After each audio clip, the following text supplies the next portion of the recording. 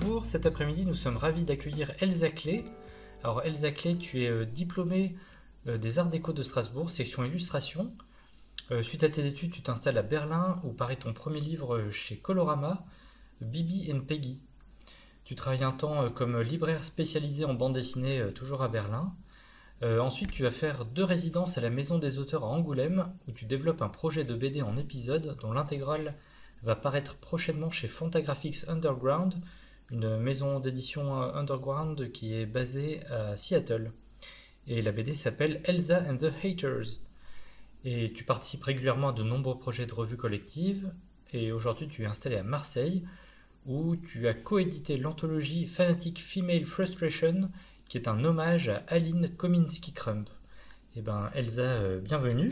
Donc, je vais commencer par vous présenter mon travail et par vous montrer un clip vidéo que j'avais fait, un teaser de ma première bande dessinée qui s'appelle Not All Cops.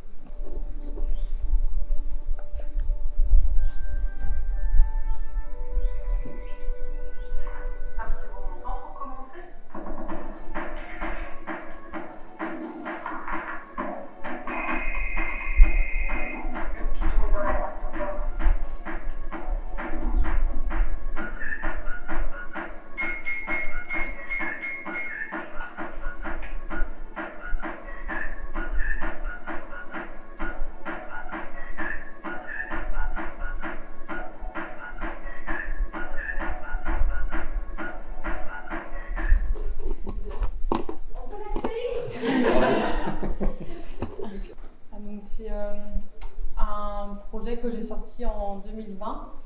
Je me suis représentée ici comme le petit bonhomme avec les 2 livres parce que je l'ai sorti dans 2 éditions.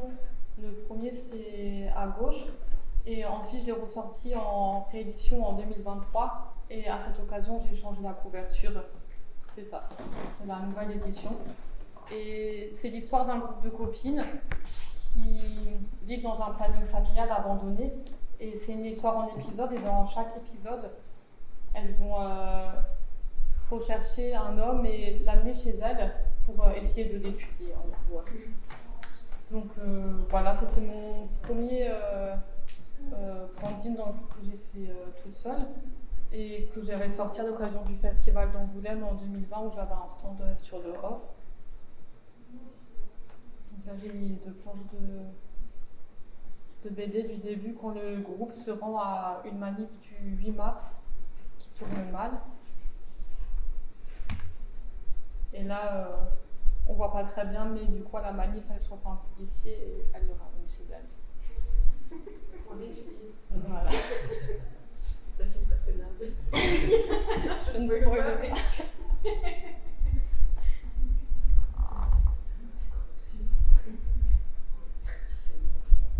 Ensuite, plus tard dans la même année, ça a été le Covid qui a été, désolée pour le manque d'empathie, mais une excellente chose pour moi en tant qu'artiste de BD, puisque j'ai pu me consacrer au dessin et à l'écriture du tome 2, que j'avais appelé Domination, et qui là parlait plutôt, donc dans le premier, c'était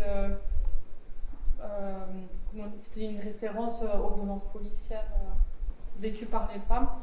Et dans ce 2e épisode, c'était une critique de la scène littéraire française qui est encore trop masculine et souvent machiste à mon goût. Et du coup là, les haters, mon groupe de personnages, s'en prenaient à Michel Houellebecq. Voilà, donc ça c'est les premières planches de la BD où elles sont en train de lire le journal et elles voient qu'il va sortir un nouveau livre. Elles savent déjà que ça va être un best-seller vu comment le vendent les médias et elles décident de faire un plan pour essayer de le rencontrer. Voilà, donc là j'ai mis des doubles planches où on voit presque tous les personnages et on voit comment elles commencent à échafauder le plan. Donc en 2021, l'année d'après, j'ai eu ma première résidence à la Maison des Auteurs d'Angoulême. Et c'était pendant le deuxième confinement. Et à ce moment-là, j'ai pu faire le dessin de l'épisode 3, qui s'appelle Good Lies, que je vais vous présenter en lecture tout à l'heure. Donc les autres numéros, le tome 1, il faisait à peu près 48 pages, il me semble. Le deuxième, 56. Et là, c'était un peu plus, ça en faisait 72. Et du coup, là-dedans, dans cet épisode, le groupe s'agrandit, mais toujours avec les mêmes ambitions. Et dans cet épisode, les haters décident de se rendre à l'Élysée. Et là, j'ai choisi 2 planches où il y en a 2 qui sont en infiltration dans le palais de l'Élysée et où le groupe va les rejoindre. Voilà. J'aime bien aussi, je prends beaucoup de plaisir à dessiner. Enfin voilà, c'est mon activité, donc j'aime bien aussi des fois m'offrir des grandes doubles pages. J'ai travaillé sur un projet à 2 mains avec mon ami Roman Bourdet. Et c'est un projet dont je vais aussi vous parler plus tard, que j'ai développé sur plusieurs années. Et finalement, le final ne ressemble pas du tout à ce qui était prévu. Mais c'est un livre que j'aime beaucoup. Et c'est l'histoire d'une course-poursuite, on va dire, entre une détective et un bandit dans un sex shop géant. Ils sont trop cool les couleurs. Donc ça, c'était le livre qui a été édité chez Colorama à Berlin. Et il a été imprimé entièrement en riso. Et c'était hyper intéressant le travail de la couleur parce qu'on a choisi le rose, le violet et le noir, qui ne sont pas forcément les choix de la risographie ou des techniques artisanales où on va privilégier les couleurs qui peuvent permettre une troisième couleur, qui peuvent permettre un mélange. Mais enfin, on a choisi ces couleurs pour donner à ce livre cette ambiance un peu à la Batman, mais version... Voilà.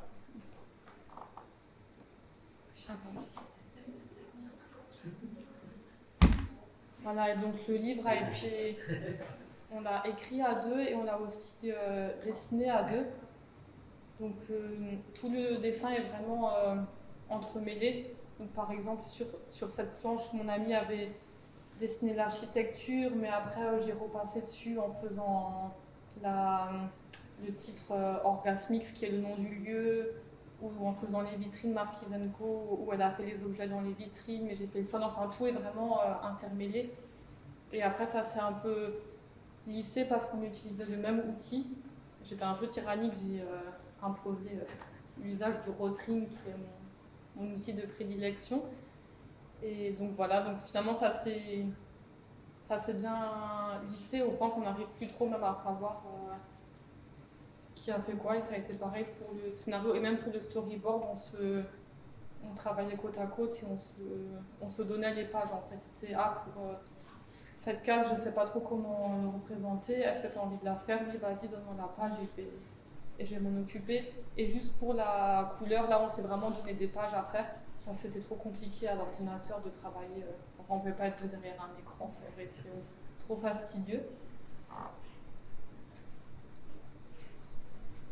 Et voilà, donc 2 autres pages où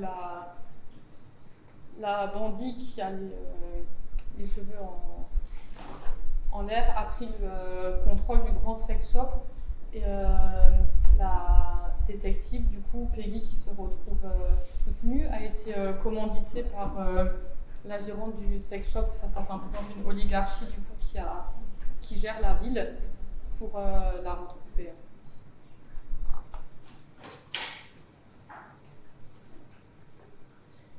Et Féminazie, ça va être du coup le tome 4 de Elsa and the Haters, sur lequel je suis en train de travailler en ce moment. C'est pour ça que j'ai représenté la couverture pas finie, parce que je suis en train de travailler dessus. Et j'ai fini le storyboard, donc je peux déjà dire que ce tome il fera à peu près une centaine de pages. Et c'est 4 livres ensemble qui vont paraître en 2025 chez Fantagraphics Underground. Et je vous ai mis des planches du début, donc je ne vais pas spoiler, mais elles ont réussi à faire exploser l'Élysée. Et donc, elles se retrouvent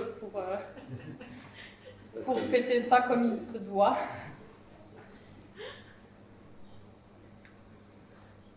Et elles font la fête du siècle. Mais elles sont dérangées par l'intrusion d'une milice chez elles.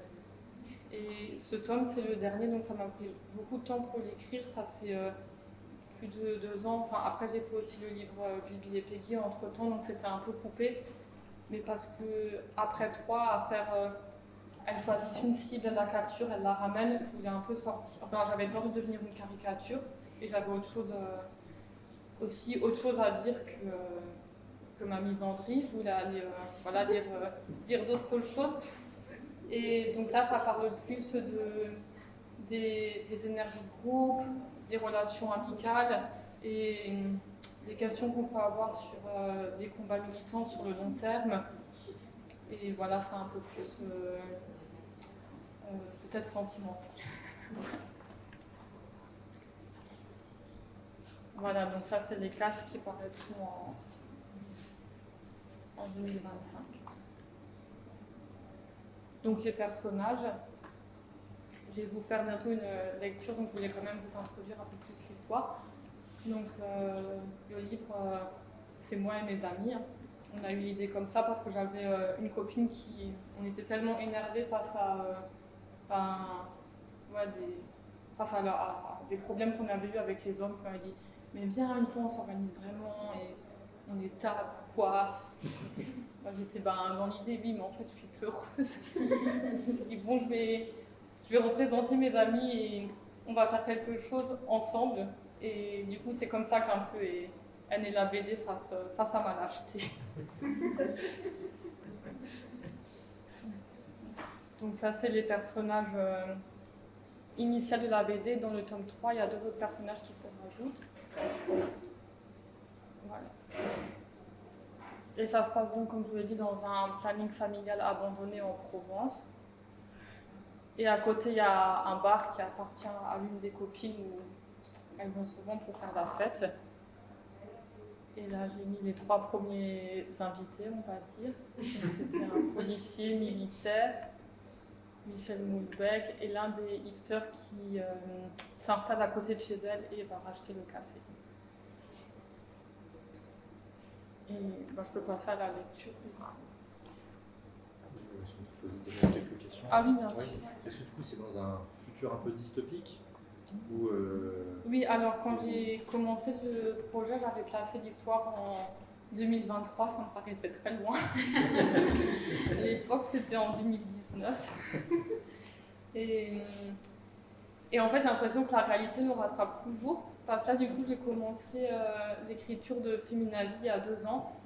Et j'avais imaginé qu'elles font exploser l'Élysée et que c'est l'extrême droite qui reprend leur coup d'État et en fait prend le contrôle de la France. Et là, quand j'ai vu les dernières élections, je me suis dit, il faut que je dessine plus vite avant que la tombe. Donc c'est censé être un peu dystopique, mais finalement, vu mon rythme de travail, ça va. La réalité me rattrape. Voilà. Je ne sais pas s'il y a d'autres questions avant que je suis au projet, avant que je monte la lecture. Moi, ce que j'ai noté, c'est qu'il y a beaucoup de couleurs là, dans une des éditions et les autres, c'est tout dans un temps. Est-ce que c'était surtout par concours? Et sinon, quelle est votre relation avec la couleur? Est-ce que vous avez imaginé comment ça serait, s'il y avait de la couleur dans les premières éditions? Alors, ce projet, j'ai vraiment pensé en noir et blanc. C'est quelque chose que j'aime beaucoup. Et aussi, je pense que mon dessin me prend pas mal de temps. Donc, il y a aussi un côté pratique qui m'a même pas fait penser à faire une BD de 50 pages en couleur. Il me faudrait plus de moyens, quoi. Mais j'aime beaucoup faire de la couleur. Et d'ailleurs, je mets toujours un point d'honneur à faire mes couvertures en couleur. Et je les fais imprimer en lithographie chez mon éditrice Colorama.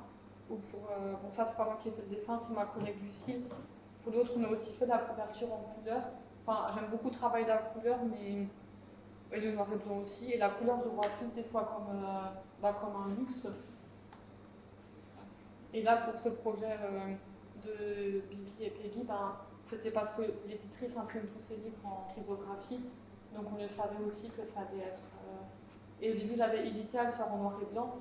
Mais quand je me suis dit, si c'est elle qui le fait et qu'on a la possibilité de faire un livre en lithographie avec des super couleurs flashy, on y va. C'est quoi la lithographie, je sais pas quoi. Alors, c'est une technique d'impression.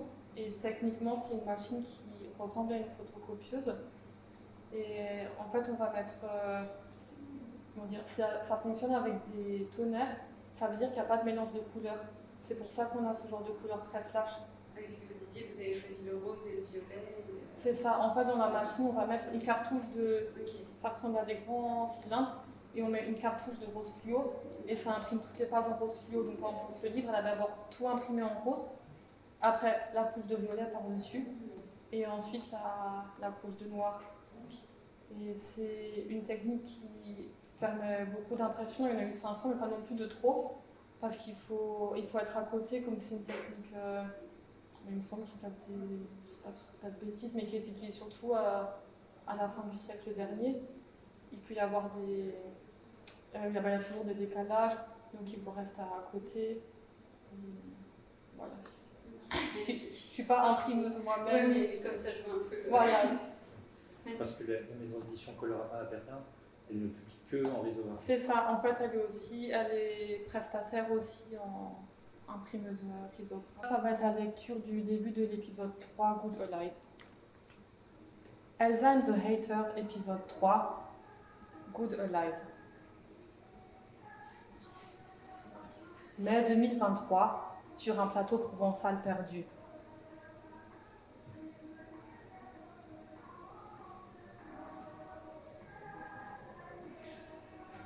Neylan et Garbo vont tellement me manquer. Hey bébé, tout est ok? Ça va Maria, ça va. C'est juste que même si c'est le plan et que nous l'avons élaboré ensemble, je n'arrive pas à m'y résoudre. Je ne peux pas les perdre. Bien sûr bébé, on va toutes les regretter, mais c'est pour notre coup d'état, mon ange. On ne fait pas d'omelette sans casser des œufs. Parfois, toute cette idée me paraît vraiment merdique. Est-ce qu'il nous faut vraiment des martyrs? On n'aurait pas pu trouver mieux comme arme que des bombes humaines? Ça aurait dû être moi. De toute manière, je vais crever de chagrin alors. Oh bébé, ça va aller, on va toutes se soutenir. Pour le moment, profite de leur présence.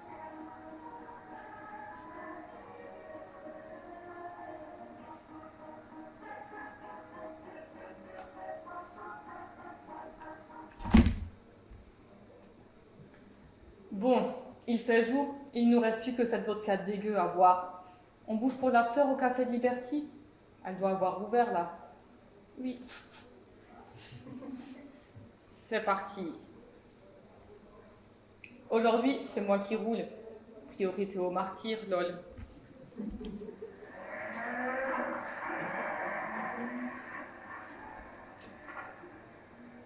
Elsa est malade, arrête-toi! Tranquille, on est arrivé. What?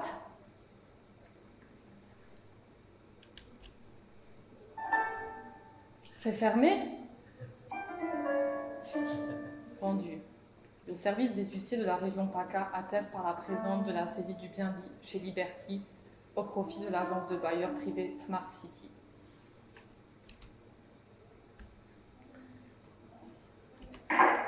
Ça pue la merde cette histoire, on rentre cash. Liberty doit être à la maison, elle nous expliquera.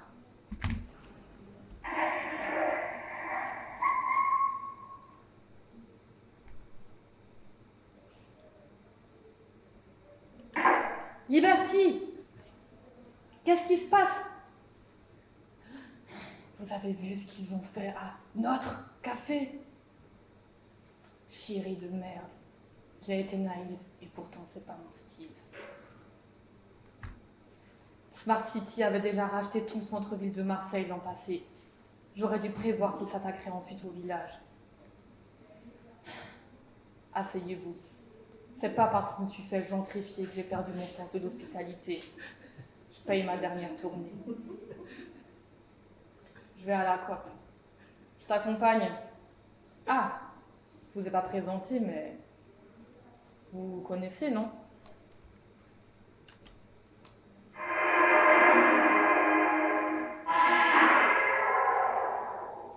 Clara, spécialisée dans le démantèlement des organisations masculines.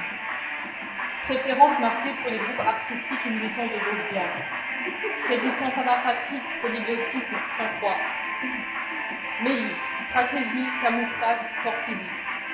Experte en infiltration meurtrière de hautes instances politiques. Créneau de printemps du FMI, Conseil de l'ONU.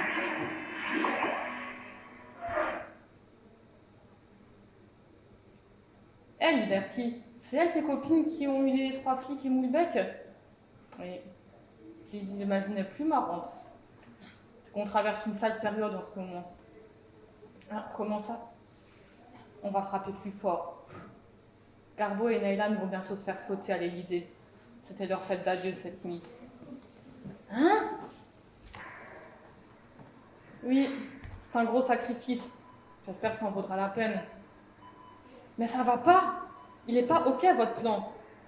Ce délire de martyr, ça me dégoûte. C'est nul.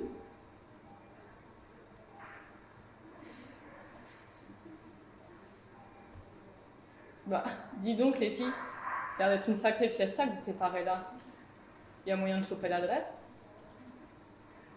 Même si tu te rasais le crâne jusqu'à l'os, tu serais pas invité à venir récurer nos chiottes. C'est clair? C'est le genre de crétin qui devrait aller se faire exploser, pas tes potes. Tuez vous-même 2 meufs. Non mais quelle idée de merde. Ça va, on a compris Mélie, t'approuves pas, ok, c'est bon.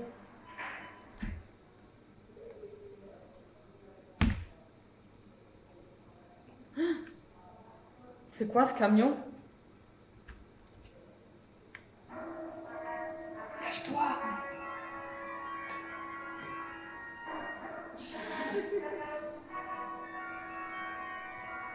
Tiens les mecs, matez le manoir. Attends, j'arrive. C'est les nouveaux. Faut un peu se projeter quoi. On va virer ça à la place. Boum. La cantine de Bertrand.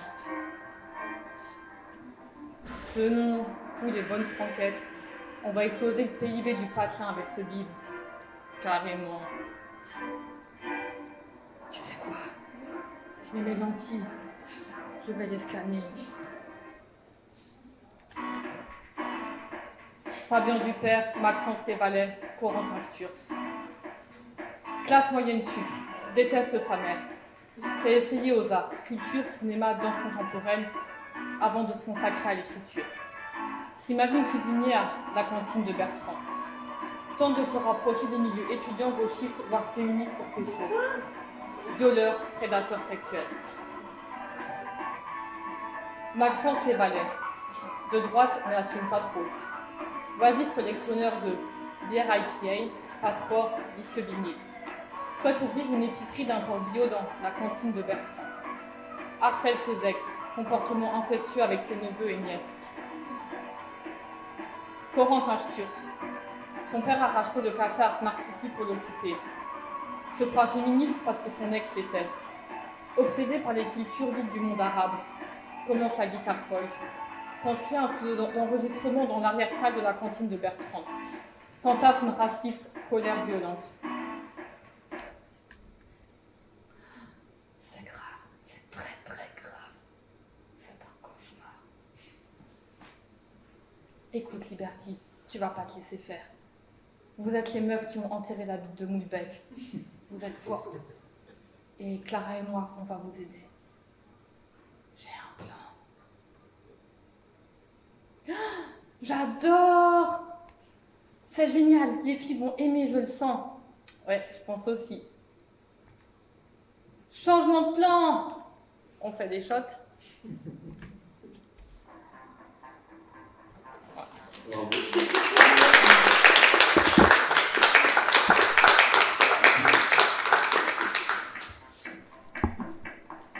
J'ai déjà fait beaucoup de lectures. Celle-là, c'est la deuxième fois. Et là, c'est une musique qu'on a créée avec mes copines d'après la BD. Donc, il y a l'idée de faire des lectures ou de... Alors, les lectures, c'est quelque chose qui se fait pas mal en Allemagne. Souvent, sur les festivals de bande dessinée, ils demandent pour présenter les livres à faire des lectures. Et du coup, quand j'étais à Berlin, j'en ai vu quelques-unes. On m'a proposé d'en faire et voilà, je voulais aussi un peu en faire une ici pour montrer ce concept de performance que je trouve vraiment pas mal pour introduire les livres. Puis par exemple pour les lancements, je trouve que ça marche très bien parce que quand il y a des événements de lancement en BD, il n'y a pas toujours des rencontres ou des discours. Et du coup, s'il y a une lecture, les gens ils veulent plus s'acheter parce que ça dit plus de quoi ça parle. Même ça permet d'en parler, de parler du livre sans forcément l'avoir lu, parce qu'on a déjà un aperçu. Donc voilà, c'est un format que j'aime bien. Dans-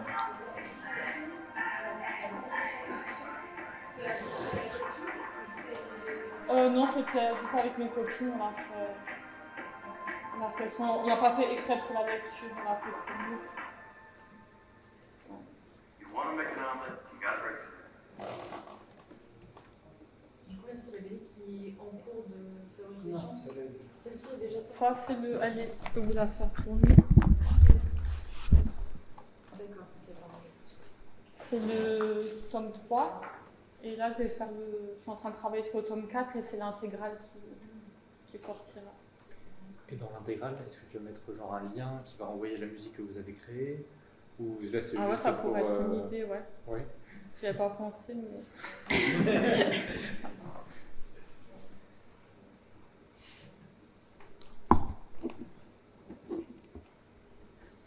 Alors du coup c'est tout. Moi, j'ai quelques questions sur la conception de cet ouvrage.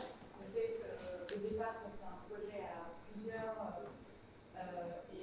Est-ce que ces amis ou copines avec lesquelles tu travailles, est-ce qu'elles sont impliquées dans la fabrication de la bande dessinée ou pas? Parce que vous avez écrit une bande ensemble. Est-ce que dans l'histoire, est-ce qu'il y a un scénario qui est co-construit ou... Non, pas vraiment. Enfin, c'est quand même moi qui suis aux commandes de tout. Mais après, je leur en parle et je sais que c'est mes amis, quoi. Je sais que, par exemple, dans le numéro 4, il y en a une qui m'a dit maintenant j'ai un chien, donc il faudra que tu mettes le chien dans la BD. Mais c'est plutôt. Voilà, quand on en parle au bar pour rigoler, mais il n'y a pas. C'est quand même moi qui crée le scénario. Mais normal, enfin, elles sont aussi assez flattées d'être. Heureusement, c'est une fois. Bon, des fois, ils me disent là, tu m'as fait un peu plus comme ci, un peu plus comme ça que dans la vraie vie. Mais en général, elles sont assez flattées de faire partie de l'histoire et de se voir dans la BD. Donc, voilà, après, par exemple, pour la musique, une fois, c'était avec mon ancienne coloc.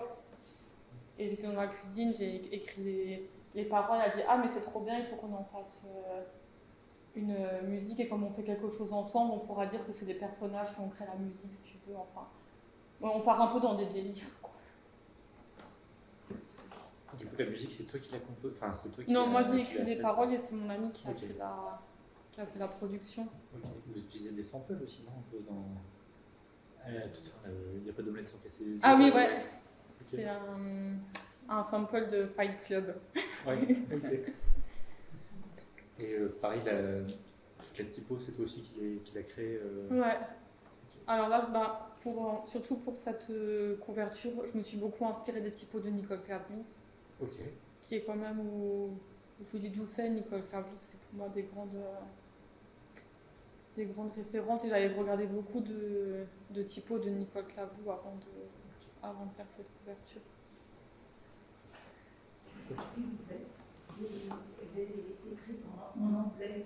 Oui. C'est volontaire. Oui, alors quand je les ai publiés en français et en anglais, parce que ces trois, je les ai publiés quand je vivais à Berlin, et du coup, je voulais que ce soit accessible. Et là, il me reste juste des exemplaires en anglais, mais je les ai toujours sortis en français et en anglais en même temps. D'accord. Ouais. Et c'était une de mes amies qui est dans la BD, qui est Mélie, qui faisait la traduction. Oui, non, mais il y a les deux, quoi. Oui, il y a les deux, ouais. Oui. Et l'intégrale qui va sortir, elle va être en anglais pour être distribuée aux États-Unis aussi et en français pour. Alors, elle va être en anglais, du coup, avec l'éditeur. Ouais. Et je vais le faire en français moi-même. Pas l'intégrale, mais je vais faire le numéro 4. Ok. Comme ça, toute la collection sera quand même disponible au format fanzine. Et pourquoi le fanzine alors? Et est-ce que après tu as le projet plus de tourner vers la bande dessinée plus traditionnelle, ou c'est vraiment un parti pris de rester dans le format fanzine où tu fais tout toi-même Justement, c'est c'est ton projet? c'est une très bonne transition.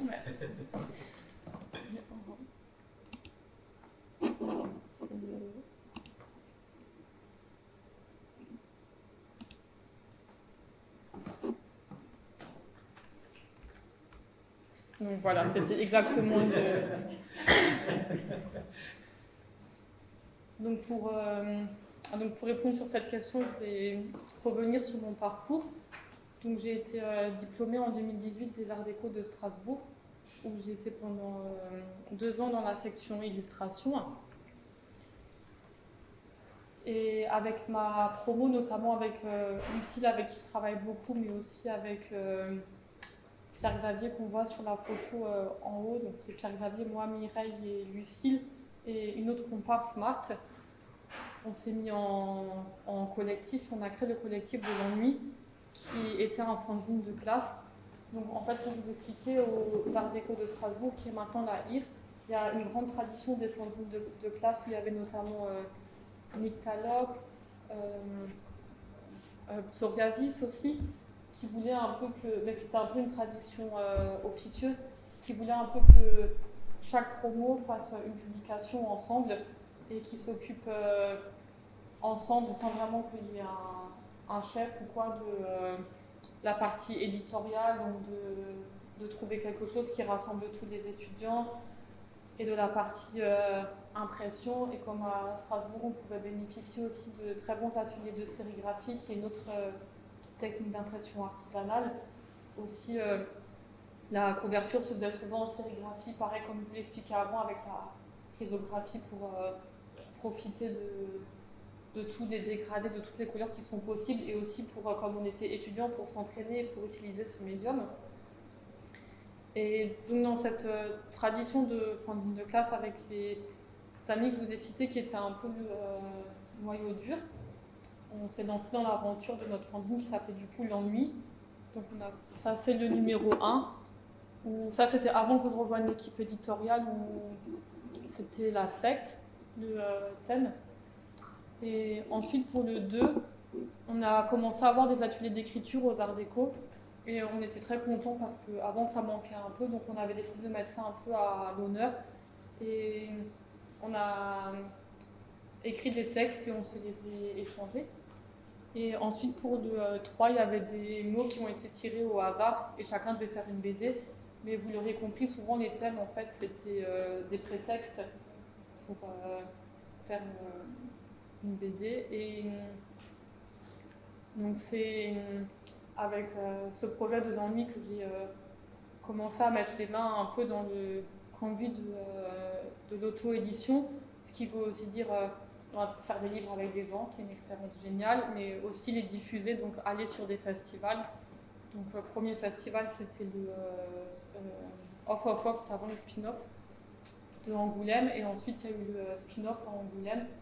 Donc pour ceux qui ne connaissent pas, c'est la partie off du festival où on retrouve toutes les... où il n'y a pas les éditeurs officiels, mais aussi que des fanzines et de l'autopublication. Mais à Angoulême, c'est vraiment impressionnant. Je crois que l'an dernier, il y avait plus de 60 collectifs qui étaient représentés. Donc c'est un peu la grande cruche du fanzina. Et donc aller, ça a permis de rencontrer tout le monde. Et ensuite, j'ai choisi comme exemple un peu de fanzine que je trouvais très intéressant pour vous montrer comment le fanzine il s'inscrit aussi quelque part dans l'industrie du livre et aussi dans les carrières artistiques. C'était de prendre l'exemple du fanzine Men Only, qui a été un fanzine dirigé par un collectif qui vient aussi des Arts Déco de Strasbourg et qui s'appelle L'Amour Édition, et qui a débuté au début de 2018 et qui s'est fini fin 2019. Et c'est un fanzine, à chaque fois il y a une centaine de pages, un peu moins d'une dizaine d'autrices, et c'est du feuilleton. Donc il y a eu 9 numéros, et à chaque fois dans les numéros, ça se suit, donc c'est une manière de faire des longues histoires. C'était en noir et blanc. Il y a Ariane Hugues, Aude Villard, Pauline Herbert, Adèle Verlinden qui maintenant fait surtout de la jeunesse. Il y a pas mal d'autrices et ça s'appelle Menoni parce que là je vous ai dit les noms, mais en fait personne ne le savait parce que toutes les BD ont été publiées sous un pseudonyme masculin. Donc ça a aussi été fait en réaction à la fameuse polémique du Festival d'Angoulême quand il n'y a pas eu de femmes nominées. Donc elles ont décidé de faire ce fanzine où il y a que des hommes et elles ont gardé... Enfin c'était un peu un secret de Polichinelle parce que c'était elles qui le vendaient. Mais quand même là pour me préparer, j'ai encore regardé et il n'y a pas écrit leur nom à aucun moment. Et elles m'ont proposé de participer au bout du...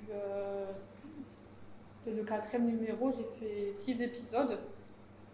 Et pour ça, j'ai inventé l'histoire des aventures de Bibi Craft. Donc, j'ai mis à chaque fois les couvertures des épisodes. Et qui était une histoire, du coup, en feuilleton un peu farfelue, d'une femme qui a le pouvoir que quand elle jouit, elle se transforme en harpie. Et du coup, elle décide... elle est gênée avec son pouvoir, elle décide d'utiliser que dans des cas d'urgence. Et le cas d'urgence apparaît quand elle est serveuse dans un café, le café se fait braquer. Et donc j'avais développé cette histoire, et comme c'était une histoire par épisode et que c'était un bimensuel, ça allait assez vite, j'avais pas eu le temps d'écrire toute l'histoire avant de commencer. Donc après ça partait un peu dans tous les sens. Là j'avais imaginé que sa maman c'était une mouche qui venait la visiter, mais bon j'avais... Et le fanzine s'est arrêté, elles l'ont arrêté au bout du 9, et cette histoire n'est jamais sortie, qui était un peu la conclusion. Et du coup, ensuite, j'ai continué, et je me suis dit que je voulais continuer avec cette histoire parce que j'aimais bien le plot et que je travaillais déjà un peu en même temps sur le numéro 1 de Elsa and the Haters, mais je voulais trouver un projet un peu plus, même si je ne suis pas 100% pour le terme de roman graphique. Et j'avais commencé à écrire un storyboard, j'ai écrit entre 60 et 80 pages de storyboard, toujours avec ce personnage. Mais pareil, j'étais pas hyper contente de l'histoire. Là, j'ai mis une séquence où c'était vraiment un peu n'importe quoi, où des femmes qui allaient dans le café sont en fait des gangsters qui l'attaquent, et du coup il faut répliquer. Et donc j'ai abandonné ce projet, mais je voulais quand même le faire à un moment donné, mais je l'ai laissé de côté. Et finalement, c'est ce personnage qu'on retrouve dans la bande dessinée que j'ai sortie avec Colorama. Donc je l'avais gardé j'ai développé, j'ai abandonné les parties que j'aimais pas et j'ai gardé le personnage. Et donc là, c'était cet exemple pour vous montrer comment le fanzine, qui est vraiment, pour moi, c'est absolument génial parce que comme c'est de l'autopublication, on peut faire ce qu'on veut. Et il y a quelque chose de hyper galvanisant d'avoir une idée, de la dessiner, de la publier et de pouvoir tout de suite la partager, d'avoir des retours, de pouvoir faire communauté avec, de trouver les gens qui aiment bien, les gens aussi dont on aime le travail, de créer des amitiés artistiques par rapport à ça. Et donc voilà, je trouvais que c'était un bon exemple de comment j'ai commencé avec cette histoire, et finalement c'est ça qui quelque part m'a amené à avoir le premier livre publié, même si entre-temps l'histoire n'a plus rien à voir avec le début, si c'est que c'est une fille avec les cheveux vers le haut et que le contenu est un petit peu sexuel.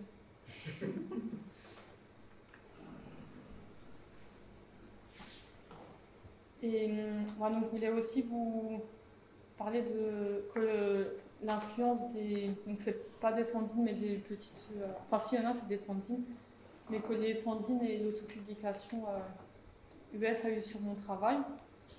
Et à Berlin, comme j'ai été présentée, j'ai travaillé 3 ans dans une librairie de bande dessinée moderne graphique. Et c'était une bande dessinée aussi qui faisait pas beaucoup d'occasions, mais les habitants des quartiers venaient nous filer des fois des vieux exemplaires, et eux-mêmes ils avaient aussi une cave qu'ils ont décidé de vider à un moment donné à l'occasion d'un marché aux puces, et j'ai récupéré plein de fanzines de publications qui datent. Et ça a complètement changé. Oui, vous pouvez en passer. Et donc par ces biais-là, j'ai découvert des femmes qui faisaient de la bande dessinée, qui avaient aussi, qui étaient aussi des femmes queer, qui en parlaient et qui datent des années 70. Et je connaissais pas d'équivalent à cette époque. Et du coup, pour moi, c'était une grande rencontre, tous ces livres. Et comme on en a déjà un petit peu parlé ce matin, il y a notamment ces 3 fanzines, que j'ai découverts par mon amie Lucie Lourvois, avec qui je travaille, qui, comme je vous l'ai dit, a fait son mémoire sur le female gaze en bande dessinée et qui a beaucoup travaillé sur Aline Kominsky-Crumb, et on y reviendra. Et elle m'a fait découvrir du coup tout ce qui tournait autour des women's comics et des fanzines US féministes des années 70. Donc là, vous avez I Ain't Me Babe qui a été du coup fait sous la direction de Trina Robin en 70. Titan Clicks qui là était par c'était deux éditrices qui le géraient, Joyce Fermer et Lynn Cheville, et les Women's Comics avec cette couverture que j'adore de Melinda Gaby.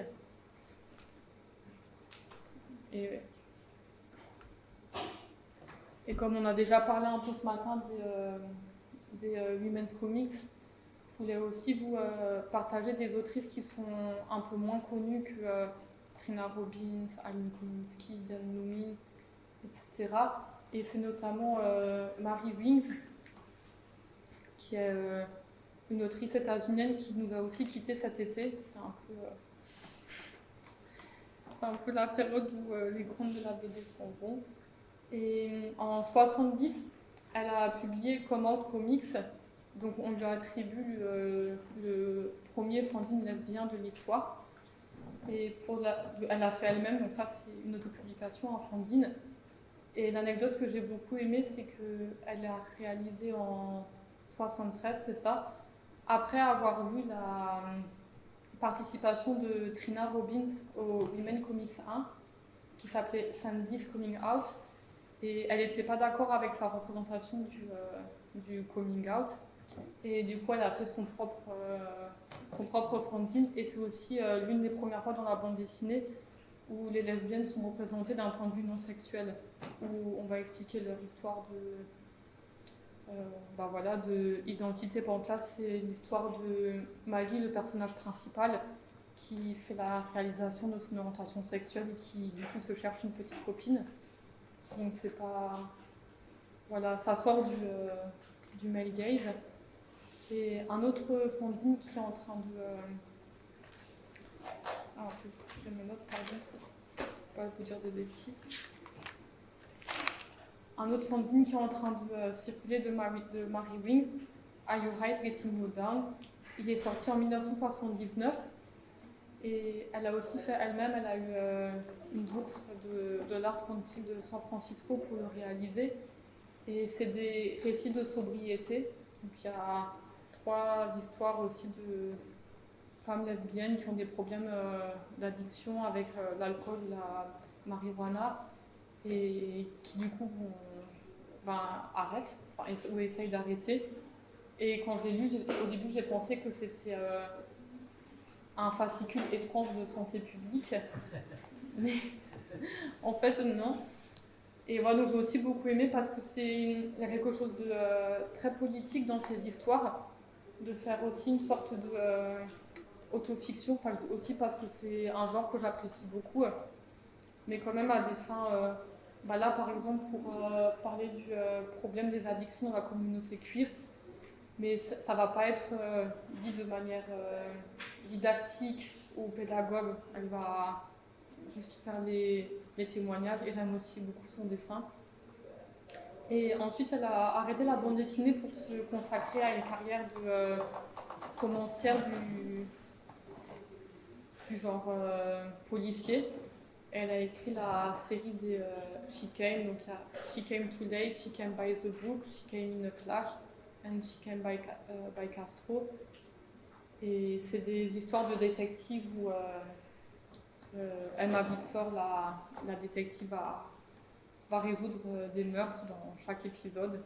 Et je trouve que c'est une artiste avec un parcours très intéressant, de passer toujours assez dans des genres très divers. Et je voulais aussi vous présenter, et je crois qu'il est en train de tourner, ou que je l'ai ramené, le fanzine Dynamite Damsel de Roberta Grigori. Donc, on a parlé un peu ce matin de Roberta Grigori, qui est l'autrice de Beachy Beach et de son alter ego Beachy Butt. Les deux exemples. Et Dynamite Damsel, c'est un fanzine pareil qu'elle a réalisé elle-même, qui est paru en 1976. Et quand je l'ai trouvé, j'étais waouh, qu'est-ce que c'est? Parce que j'étais déjà fan absolue à l'époque des Dice to Watch Out For. J'ai vu que ça a été aussi la version française a été ramenée. C'est un Magel les Louis à suivre en français, pareil, on peut le faire tourner et l'emprunter si vous voulez. Alors juste pour une petite parenthèse, les Gwyn à suivre de Alison Bechdel ou Dice to Watch Out For, c'est un feuilleton qui paraissait au début dans la presse et qui s'étend sur 20 ans. Et donc sur 20 ans, on suit un groupe de copines lesbiennes qui font leur vie. Il y en a une qui travaille dans une librairie, il y en a qui essayent d'avoir des enfants, il y en a qui travaillent à l'université. Et c'est en fait un soap opéra et qui se passe sur une vingtaine d'années. Et c'est génial. Et quand j'ai lu ça, j'étais hyper impressionnée de voir qu'une autrice avait gardé les personnages et avait eu cette rigueur. Il me semble que ça sortait une fois par mois, de le faire sur 20 ans. Et du coup, les personnages vieillissent. Et aussi, c'est toujours en lien avec le paysage politique des États-Unis. Donc on suit aussi les différentes élections, les changements, et c'est génial. Et là, en trouvant Dynamite Damsel, j'avais l'impression que c'était la genèse. Parce qu'on va là, c'est aussi, bon, c'est beaucoup plus court. Hein, elle avait d'abord publié dans Funny Feminist, il me semble, qui était un strip, qui était un ensemble de strips où elle racontait la vie aussi d'une communauté lesbienne militante, et on suivait aussi les mêmes personnages sur plusieurs strips. Et ensuite, avec les mêmes personnages, elle a réalisé Dynamite Damsel. Donc voilà, on retrouve un peu cette idée de groupe de femmes, aussi investies dans la politique, mais de plus suivre leurs histoires du quotidien et de leurs relations avec un fond politique.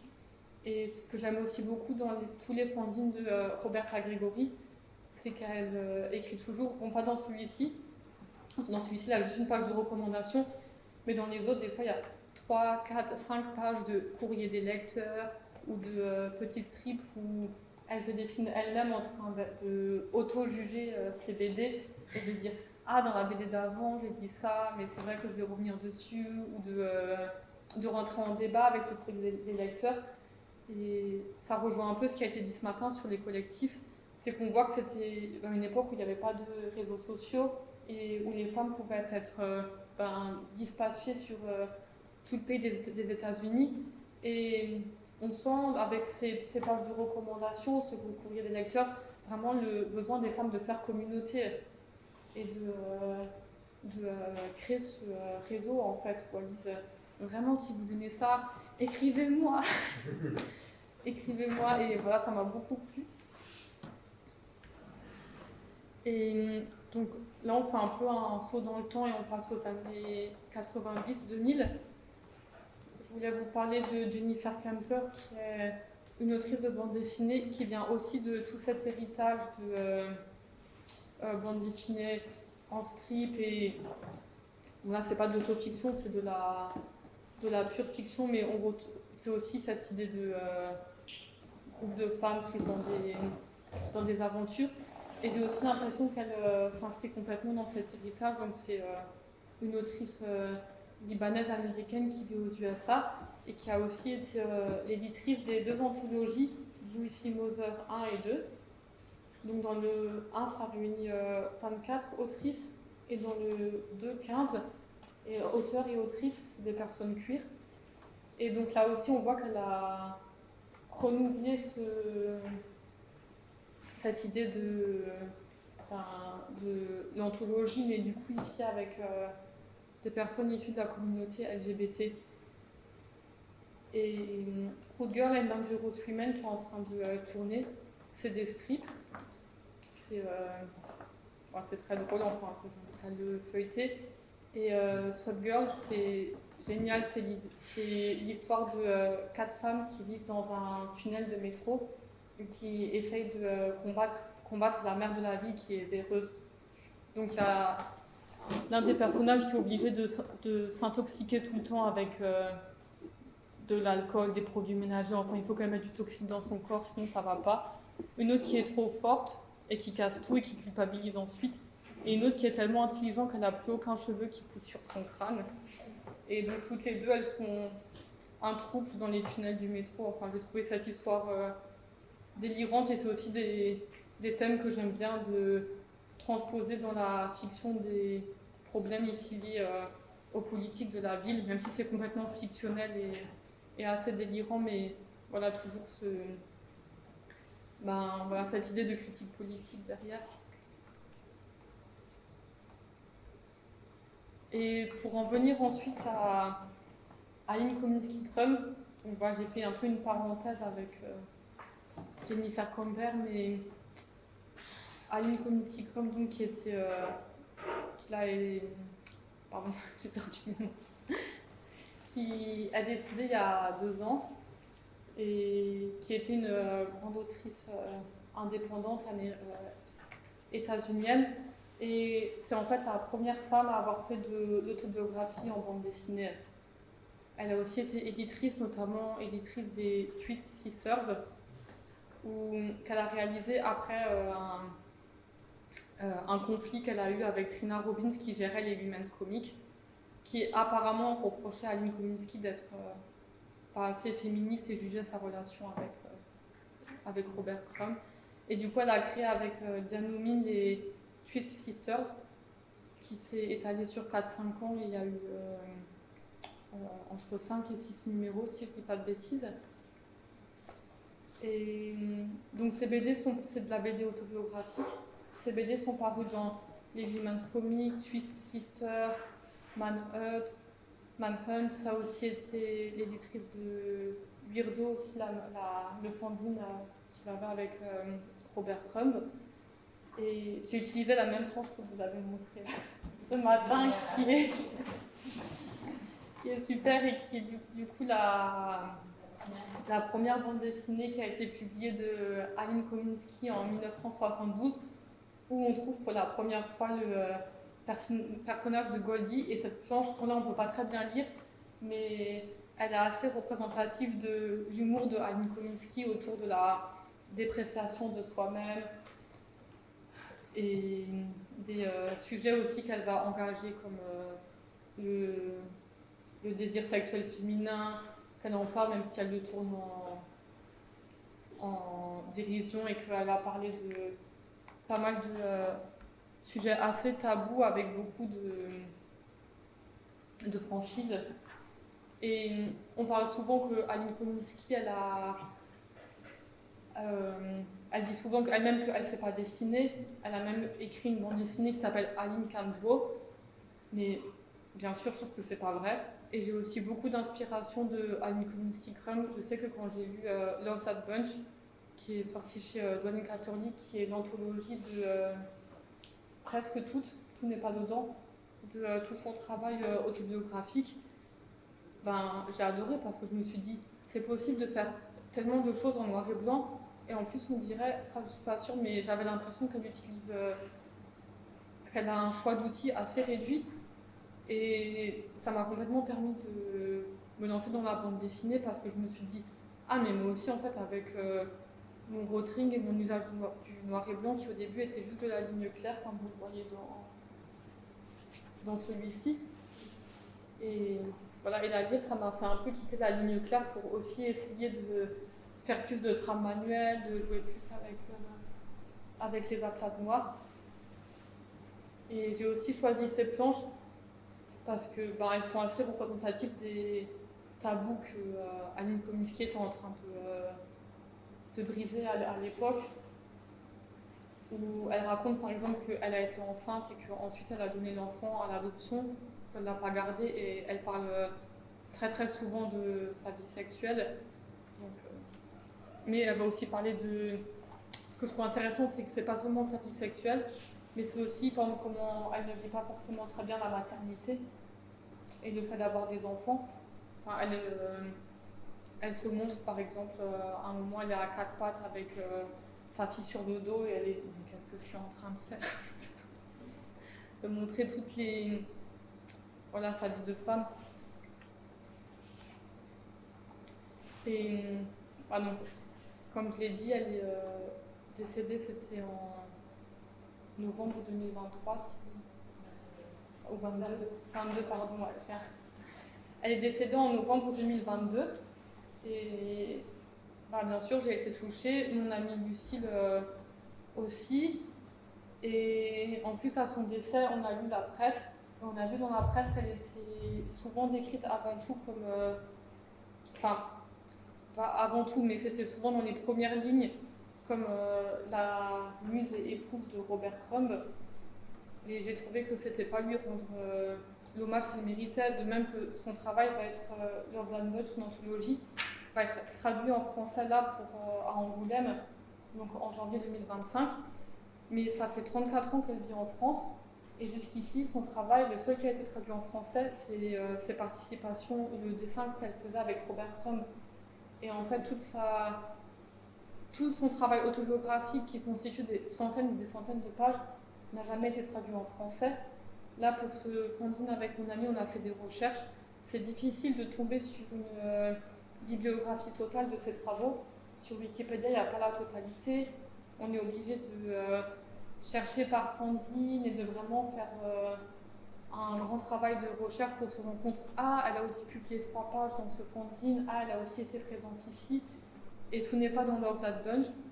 Donc voilà, on trouvait qu'on voulait lui rendre un hommage nous-mêmes, et comme on voulait aussi s'inscrire dans cette tradition de faire des fanzines autobiographiques en tant que femme, et de les faire en collectif.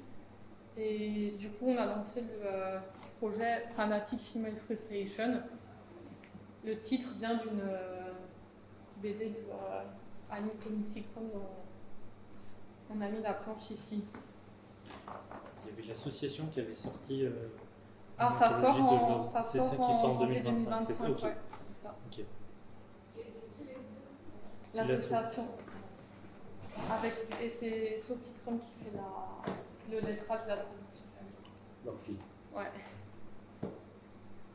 Donc, avec la couverture à la gouache de Lucie Lourvouet qu'on a ensuite imprimée en chrysographie.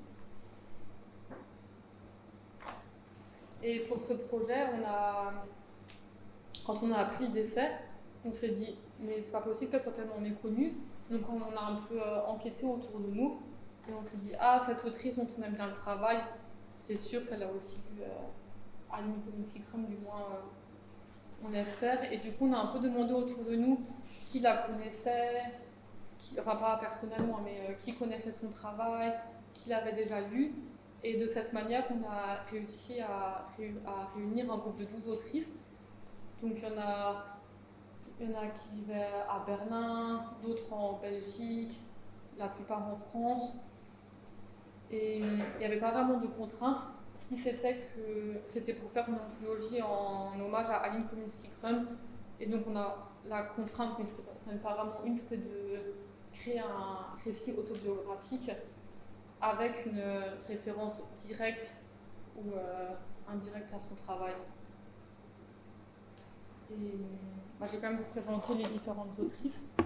Donc c'est Alice Bienassi qui vit à Marseille et qui a cité directement Aline Kominsky dans sa BD qu'elle a dans l'anthologie, qu'on peut aussi d'ailleurs faire passer.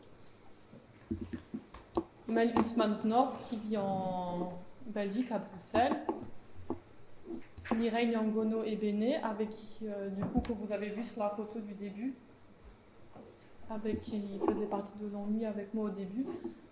Claire Malissen qui est à Paris, Margot Priam qui est aussi en Belgique, Carla Paloma qui est une de mes amies de Berlin, et je voulais aussi ramener qui, en même temps qu'on faisait Fanatic Female Frustration, elle a créé l'anthologie de bande dessinée Exprès, qui est aussi une bande dessinée qui rassemble le travail d'autrice. Morgane Sommeville qui nous a aidés sur l'édition de l'anthologie, notamment parce qu'elle vit en Bruxelles, donc c'est un peu pareil qu'on a eu le réseau belge d'autrices. Caroline Sury, que vous connaissez sûrement, qui vit à Marseille, on était tellement contents qu'elle participe. Lucie Lourvois, que j'ai déjà présentée, et Valentine Gallardo qui vit à Gand, et Marc Péquignot qui était aussi une de mes amies des Arts Déco de Strasbourg qui vit à Paris. Et personnellement, j'ai profité d'être co-éditrice pour publier publier un témoignage que je voulais faire depuis plusieurs années, qui était c'est un témoignage, donc c'est forcément personnel, mais j'avais un peu peur que ça me mette en danger parce que c'était un récit de dépôt de plainte pour violence sexuelle qui s'est mal passé, et j'avais très envie de témoigner pour partager cette histoire et pour l'apporter pour que les gens sachent, quoi. Mais je voulais déjà le faire avec des magazines ou postuler à plusieurs revues, mais j'avais toujours peur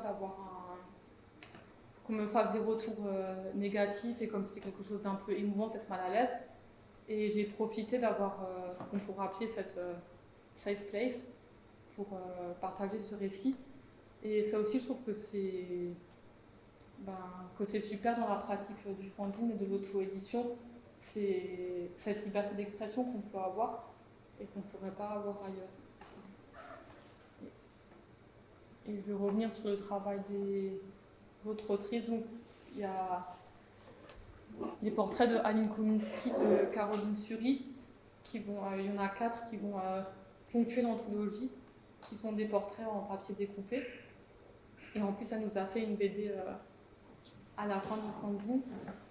Et Carla Paloma, où elle a imaginé Aline Kominski comme un ange qui viendrait se mettre au-dessus de son épaule pour dire « Mais oui, fais de la BD, c'est super !» Et elle m'a dit que quand elle l'a réalisé, c'est vraiment le sentiment qu'elle avait, qu'elle n'a jamais réalisé une BD aussi vite que celle qu'elle a fait pour notre fanzine. Et ensuite, on a mis l'exemple de ma comparse, Lucie Lourvois, qui trouve que Aline Kominski a une ressemblance frappante avec sa mère et qui a fait une bande dessinée là-dessus.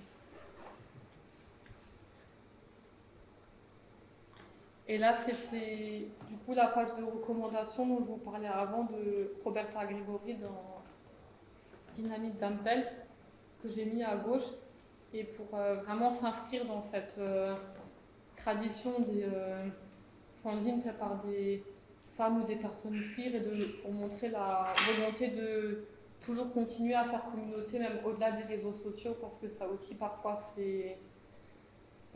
ces insuffisances, ça marche pas toujours. Enfin, moi, je trouve que c'est pas suffisant. Et du coup, on a aussi créé cette page de recommandation dans le même style qu'à l'époque pour s'inscrire dans cette tradition à la fin du fanzine. Et voilà, si vous avez des questions.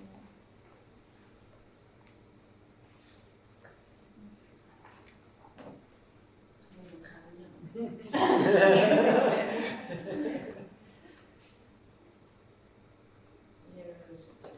que ce projet, justement, comme tu as évoqué, est-ce que vous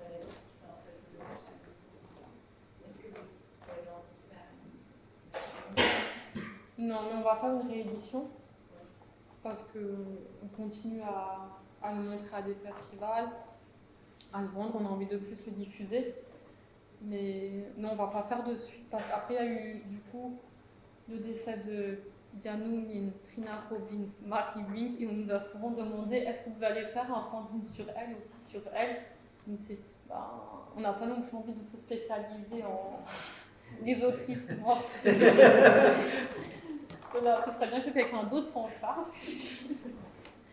Mais Non, on va aussi se concentrer sur nos projets personnels comme moi celui que je vous ai présenté. Mais en tout cas, c'était un super projet. Et comme on a discuté, on a pris contact avec la famille Crum pour ensuite leur dire. On a aussi eu un contact avec une amie de Annie Kominski-Crum. Enfin, c'est hyper touchant de voir que des gens ont été touchés par... qui la connaissaient personnellement, ont été touchés par cet hommage. T'as eu des retours du coup Ah de la ouais, famille bah Crum, ouais. ils t'ont dit quoi? Bah, qu'ils ont adoré. Tu les as déjà rencontrés? Non, Ou pas? non, mais c'est prévu. Là. Ok. S'ils habitent toujours en France, enfin, Ouais. ouais.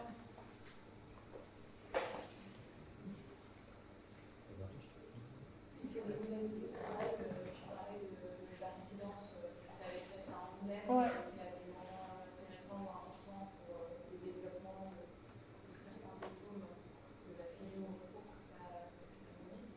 Et est-ce que toi, en tant qu'autrice, il y a besoin d'avoir ces points-là Oui. de résidence pour, Bah ouais, je trouve penser que ce c'est... développement? Je trouve que c'est très important. Là, par exemple, ça fait longtemps que je travaille sur le projet Féminazie, mais c'est dur de trouver le temps dédié avec les moyens financiers pour se consacrer à de la bande dessinée, qui est quand même un média qui demande beaucoup de temps. Je sais que je passe à peu près un peu plus d'une journée par planche, mais tout le travail du storyboard en amont me demande pas mal de temps. Et bah, après, il faut trouver de l'argent, donc il faut adapter sa vie quotidienne autour de ça. Et ça se passe bien, mais le temps de la résidence, c'est vraiment un temps béni, où pendant plusieurs mois, on est consacré à ça. Et en ce qui me concerne, les projets à leur avancent à une vitesse qui paraît fulgurante par rapport... Des coups d'accélérateur. Voilà, c'est ça, ouais. Ouais. Est-ce que tu es illustratrice à côté? Quand tu fais pas de la BD, tu fais quoi? Du coup, j'étais à Berlin, je faisais libraire à mi-temps. Et là, j'ai commencé à donner des ateliers à des enfants et je fais aussi des petits jobs, des fois par-ci par-là, quand il y a besoin. Tu as trouvé du lien quand même avec le dessin, Oui. quoi. Ouais, voilà, j'essaye. Ouais. Et à Marseille, du coup, tu travailles dans un atelier avec d'autres auteurs, autrices de BD. C'est ça, je travaille à l'atelier des héroïnes, Ok. qui est un grand atelier où on est 13 éditrices, illustratrices, autrices de BD et aussi une artiste contemporaine. Mais sinon, voilà, c'est surtout des femmes qui gravitent dans le milieu de la bande dessinée. Et c'est un lieu très très agréable, et aussi un lieu de sociabilité, parce que le travail d'autrice de bande dessinée est quand même parfois un peu solitaire. Bah, on le voit avec toujours ce besoin de communauté qui est vital en fait pour être. On peut pas être. Enfin, je suis encore au début de ma carrière, mais j'ai l'impression qu'on ne peut pas être juste autrice dans son coin, que c'est un peu un mythe qui n'existe pas. Et du coup, ça pour l'atelier, c'est très bien. Et dans cet atelier, vous exposez votre travail, il y a des vernissages, enfin, des présentations, des ventes de... 1 à 2 fois par an, on fait quelque chose, mais en général, on essaye 1 fois par mois de moins se réunir entre nous et de faire un peu un tour où chacun montre ses travaux, explique où on en est, mais on mange tous les midis ensemble, donc il y a de toute façon des moments d'échange. Et après, on essaie quand même d'instaurer des temps privilégiés pour avoir des échanges plus artistiques ou professionnels entre nous. Les ateliers là, que tu fais avec des enfants, c'est via une association ou c'est... Non, seul c'est qui moi-même, démarche, c'est toute seule. Ouais. Ok. Tu fais des rencontres dans les bibliothèques marseillaises des fois ou... J'ai fait dans une bibliothèque. Ouais. Ok. Vous avez dit que normalement ça prend une journée Chaque planche. chaque planche. Est-ce qu'il y a une planche si vous deviez juste choisir une planche de votre travail, que ça soit votre je sais pas comment dire, on vous connaît à cause grâce à cette planche ou celle qui a pris le plus de temps, est-ce que quelque chose Moi, je pense une planche que j'aime bien en ce moment, c'est celle que je voulais montrer plus haut. Allez, on va. J'aime bien cette double planche parce que je trouve que j'étais un peu contente de ma découverte au niveau du dessin, de faire les silhouettes en noir avec le halo blanc. C'était la première fois que je faisais ça, j'étais contente. Et je trouve aussi qu'au niveau de l'histoire, même si on ne peut pas bien lire, on sent bien Enfin, j'ai essayé de vraiment faire un grand sentiment d'amitié, mais qui est en même temps déjà un peu mélancolique. Et voilà, je trouve que ça peut être représentatif de mon travail, mais je ne sais pas si c'est là. Les petits cheveux partout là à droite. Cette patience. Alors pour cette série de BD en particulier, du coup, quelles sont tes inspirations pour toutes les idées qui te viennent, c'est juste des fantasmes de défense féministe où tu fais exploser l'Élysée avec l'aide de tes copines. Il y a longtemps, je sais que ça m'a inspiré, j'ai lu le Scrum Manifesto de Valérie Solanas, qui est un manifeste féministe. Et le film Born in Flames aussi, j'ai beaucoup aimé, qui est un faux documentaire états-unien qui est des années 90-80, je ne saurais plus dire, mais qui est un faux documentaire où ils imaginent que c'est un président de droite qui a pris le pouvoir, et du coup c'est un groupe de filles qui s'organisent aussi. Bon, je précise, j'ai vu le film, j'avais déjà écrit Good Light, j'ai pas tout compté. Mais oui, il y a des objets culturels que j'aime bien, et aussi beaucoup, parce que je vous ai montré les bandes dessinées, beaucoup de Jennifer Kemper et les fanzines qui sont en train de circuler, là, que je vous ai montré. Dans les autrices, les auteurs contemporains. Delphine Panique, il y a l'idée maintenant, que j'aime beaucoup, aussi pour son dessin à la ligne claire et la poésie qu'elle a dans ses livres. Ça m'a... Oui, non. Oui. Et Creuser Beauvais, j'ai adoré aussi parce que c'est une manière très poétique et à côté de la réalité, mais pour défendre le droit au travail des personnes migrantes. Et j'ai trouvé que c'était une idée géniale d'avoir fait ça et qu'elle l'a très très bien fait. Et effectivement, elle défend aussi en haut, dans l'ouverture du livre, Oui. ce parti pris de ne pas faire du reportage. Ouais, d'être dans le reportage. Ouais. Le documentaire, le fait de se décaler pour être sur quelque chose qui est fictionnel, Ouais. avec beaucoup d'éléments. Ouais. Bah ouais, la fiction, ça permet de dire des idées que certains vont trouver radicales, mais avec douceur.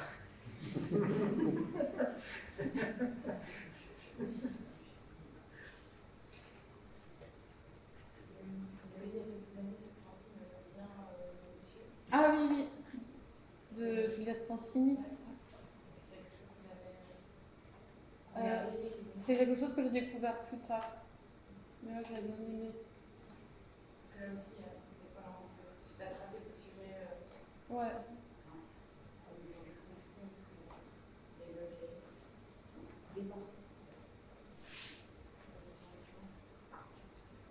Et pour ce qui est de l'autofiction, j'aime aussi beaucoup le travail de Carla Paloma, qui est dans l'édition et qui est l'éditrice ici, mais qui a aussi fait cette BD. Où là, c'est complètement de la fiction, mais sinon, elle a fait une série de BD autofictionnelles qui s'appelle Anti-Baby, où c'est elle qui veut pas d'enfant, mais qui va quand même tomber enceinte. Et après, c'est très délirant, mais c'est une autrice que j'aime beaucoup qui va sortir l'anthologie va être publiée en Allemagne chez Aram Verlag, et j'espère que ça va être traduit en français. Sur le rapport au point avant, je pense aussi à la Juliette Ben Simon Rachina. À qui? Juliette Ben Simon marcherait moins cher. Et qu'il n'y a pas de énormément, il y a des albums de aucun marché. Auquel, Enfin, je trouve qu'il y a des choses, mais après, c'est des choses de parenté dans le dessin. Elle est beaucoup noir et blanc aussi.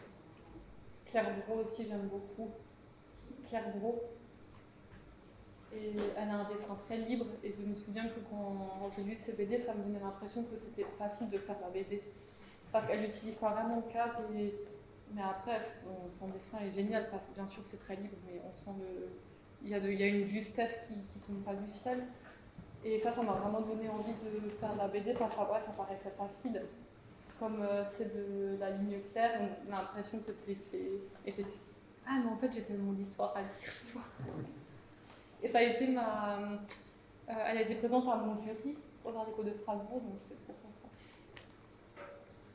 Tu disais aussi que c'est grâce à ce job de libraire dans la librairie de BD Ouais. à Berlin où tu as pu découvrir au cours d'une... Enfin, ils vendaient un peu leur stock, Ouais, que tu as pu mettre la main sur tous les fanzines là, qui ont tourné, que ça t'a permis de découvrir plein d'autrices américaines que tu ouais, connaissais exactement. pas. Ouais.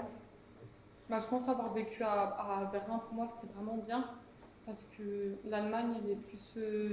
Tout le monde parle anglais et elle est beaucoup plus ouverte sur la culture états-unienne que la France, en tout cas au niveau de la bande dessinée.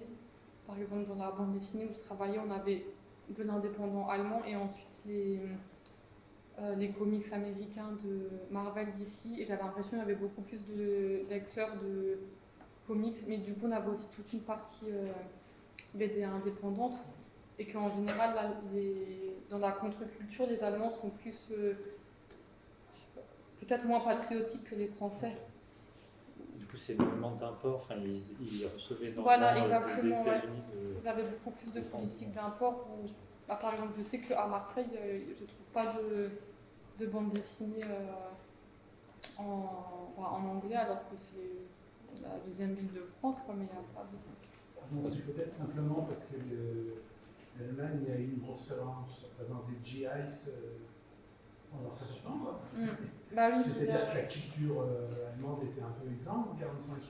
Donc, bah oui, c'est dû à leur c'est histoire, un peu bien dévoré sûr. par Ouais. la culture américaine. Ouais. Ce qui explique. Ouais. Puis ils parlent peut-être plus anglais aussi qu'en France. Ouais. J'imagine. Enfin, ça facilite.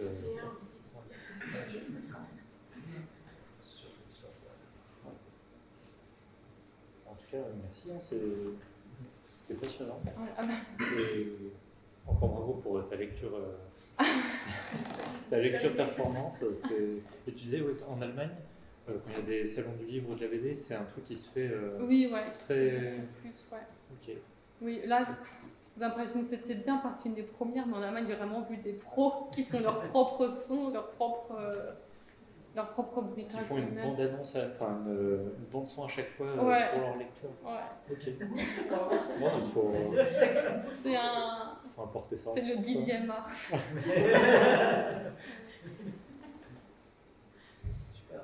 Oui. Merci beaucoup. Et Ouais. je te souhaite une très bonne continuation. Merci. On verra ton Et travail merci pour bientôt. l'invitation. Ouais. Merci.